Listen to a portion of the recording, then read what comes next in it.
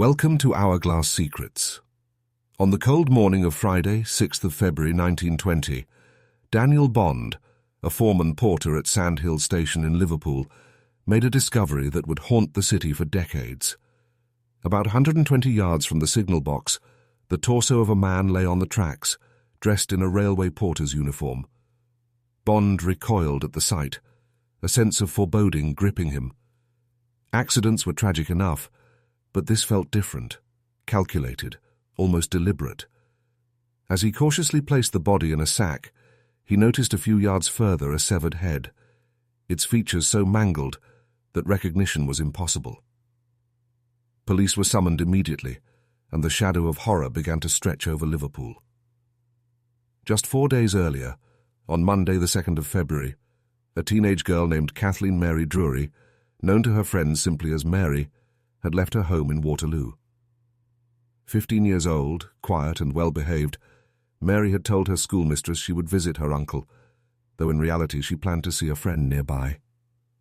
Her path led through quiet streets and the Brook Road allotments, a sparsely lit area lined with mounds of earth and vegetable plots.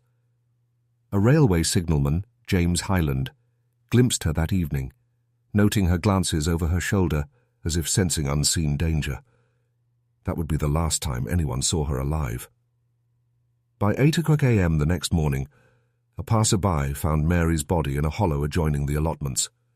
Her throat had been slashed with a small knife, her skull battered by a heavy blunt instrument, and a piece of white linen handkerchief stuffed into her mouth.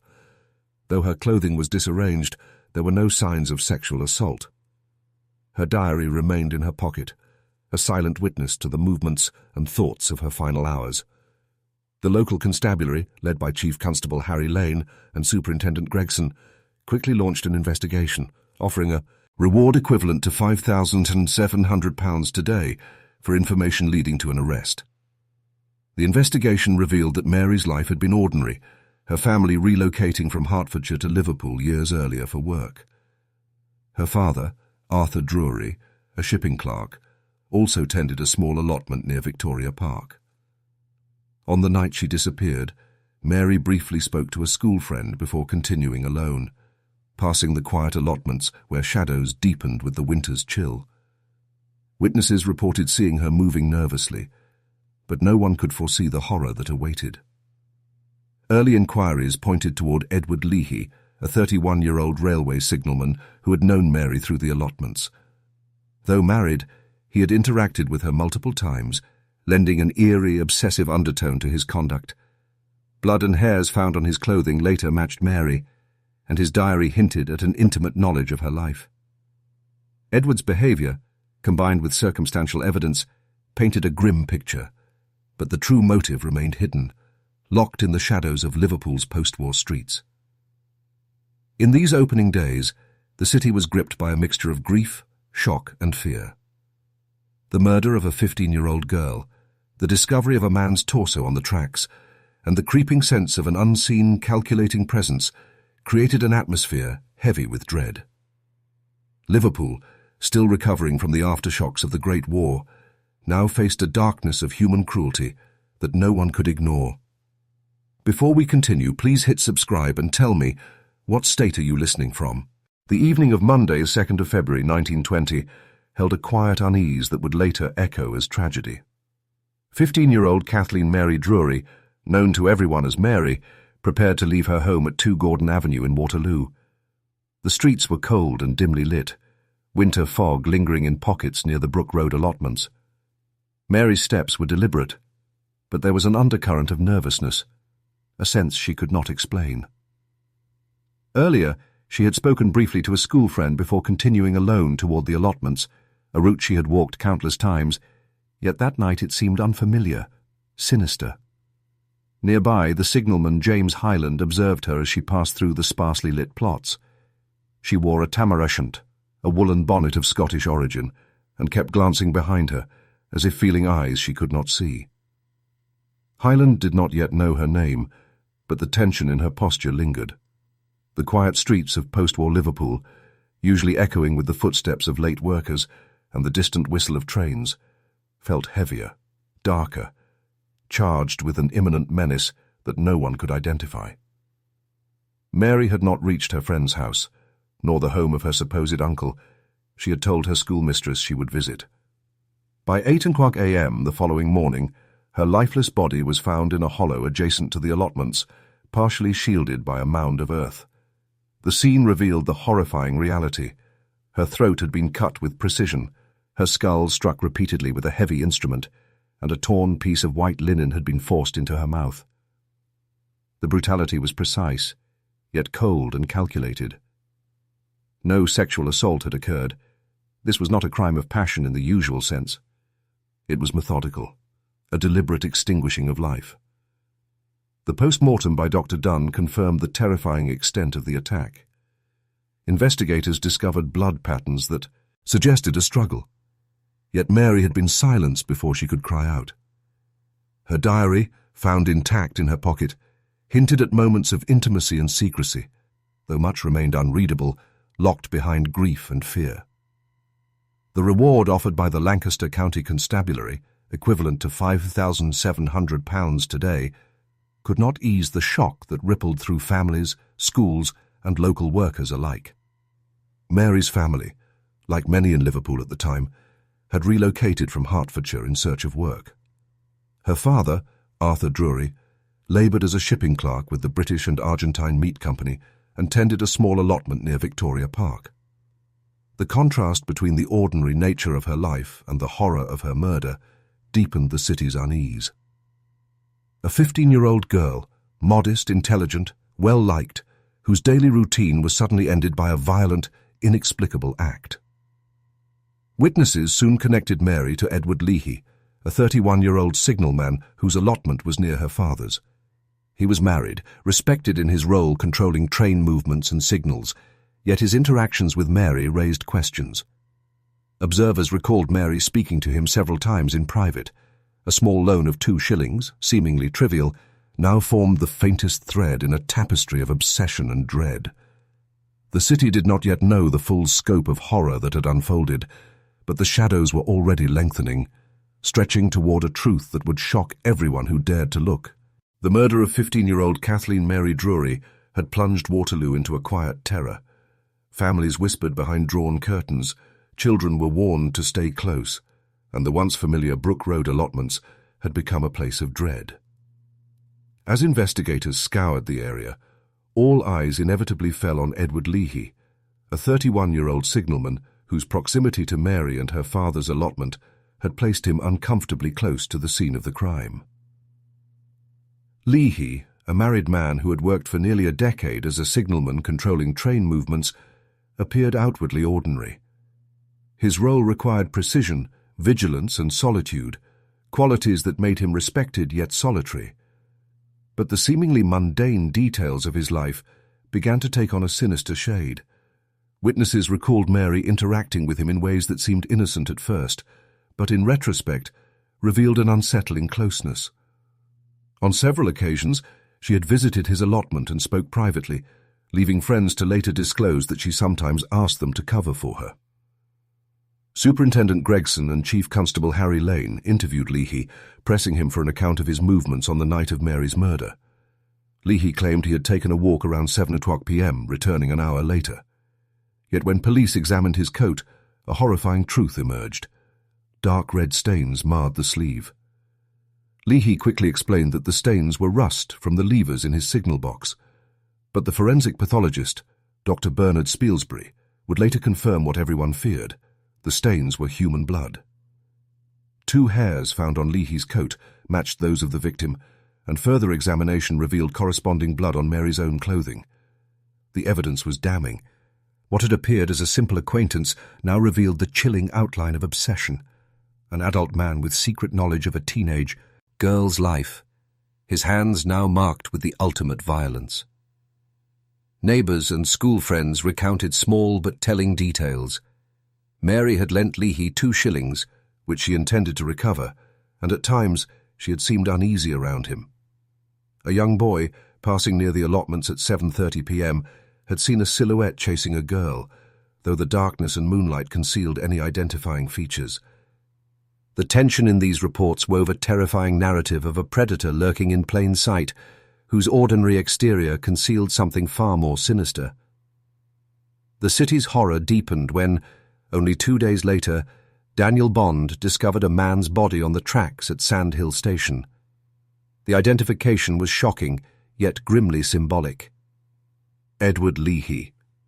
Evidence suggested he had received inquiries from the constabulary about Mary's murder and left his post shortly afterward, only to be struck by an electric train. Was it guilt that led him to the tracks, or a calculated escape from justice? His death added another layer of darkness, leaving questions hanging like fog over Liverpool streets. Even after his death, the terror of the case lingered. Mary's diary hinted at a secret intimacy between her and Leahy, but its contents were largely withheld. Was this a crime of sudden passion, a moment of rejection turned violent, or a carefully concealed obsession unleashed in the cold winter night? Without answers, the shadow of dread persisted, haunting the streets, allotments, and the memories of those who knew Mary. By mid-February 1920, the streets of Liverpool still buzzed with whispers of Mary Drury's murder. The city, already scarred by the aftermath of the Great War, was now confronted with a horror that struck at the heart of its community: the violent death of a 15-year-old girl and the mysterious, tragic end of Edward Leahy. The inquest convened on the 20th of February, drawing neighbours, friends and officials into the cold, sombre chamber where the grim details would be laid bare. Mary's father, Arthur Drury, gave testimony filled with disbelief and sorrow. He described his daughter as quiet, well-behaved and modest, noting her nightly routine and simple possessions. She carried no jewellery and only a penny from 1920, a symbol of innocence utterly at odds with the brutality she had suffered. Arthur insisted that robbery could not have been the motive. Instead, the case pointed towards someone Mary knew, someone who had, in the shadows of ordinary life, cultivated an obsession. Witnesses painted a chilling picture of Edward Leahy's interactions with Mary. Isabella Connell, a school friend, revealed that Mary had lent Leahy a small sum of money and had visited his allotment on more than one occasion. Another girl testified to moments when Mary had asked her to cover for her if questioned by family. These seemingly minor acts, when examined through the lens of the murder, hinted at a dark, intimate knowledge that Leahy possessed, a knowledge that would soon culminate in tragedy. Forensic evidence deepened the horror.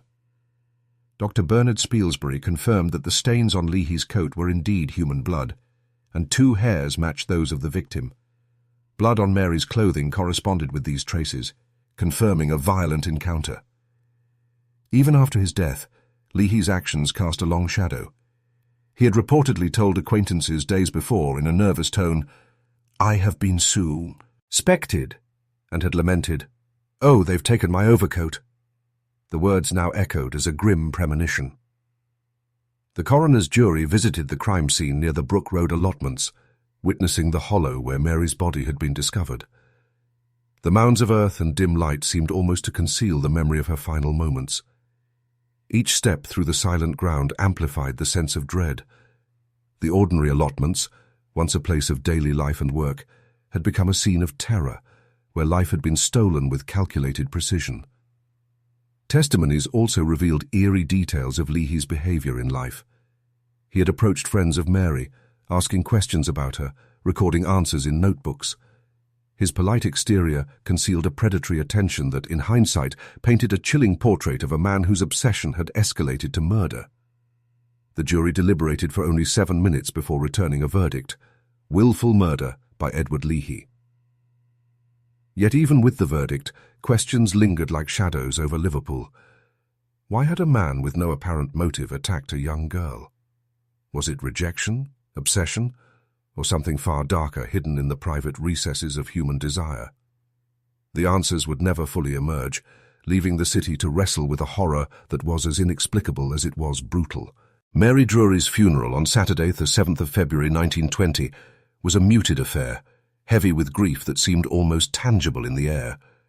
St. Luke's Church in Great Crosby was filled with family, school friends and neighbours, all silently bearing witness to a tragedy that would remain etched into the memory of the community.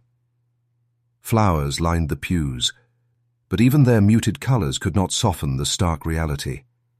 A 15-year-old life had been violently stolen, leaving behind only the fragments of innocence, a diary, and a lingering sense of dread. The posthumous investigation, though conclusive in linking Edward Leahy to the crime, could not unearth a clear motive. His suicide on the railway tracks, only days after Mary's death, added a chilling dimension to the narrative. Had he been overwhelmed by guilt, or had he carefully orchestrated his own demise to evade the consequences of his actions? The silence that followed his death only deepened the horror. Liverpool had been confronted not only with murder, but with the unsettling truth that evil can hide behind the ordinary. Mary's diary, partially read at the inquest, hinted at moments of intimacy and secrecy with Leahy. Though the coroner chose not to publish the full contents, what was revealed suggested a connection that was intensely personal, private, and ultimately devastating. The city was left to grapple with the terrifying idea that a young girl's trust, her small gestures of kindness, could have been interpreted as invitation or ownership by a man capable of violence.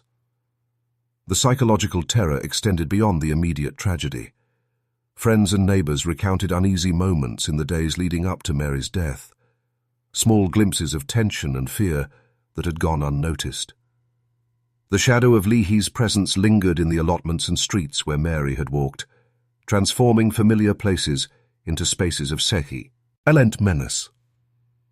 Ordinary life, so often a comfort, became a reminder that danger can be intimate, personal, and unpredictable.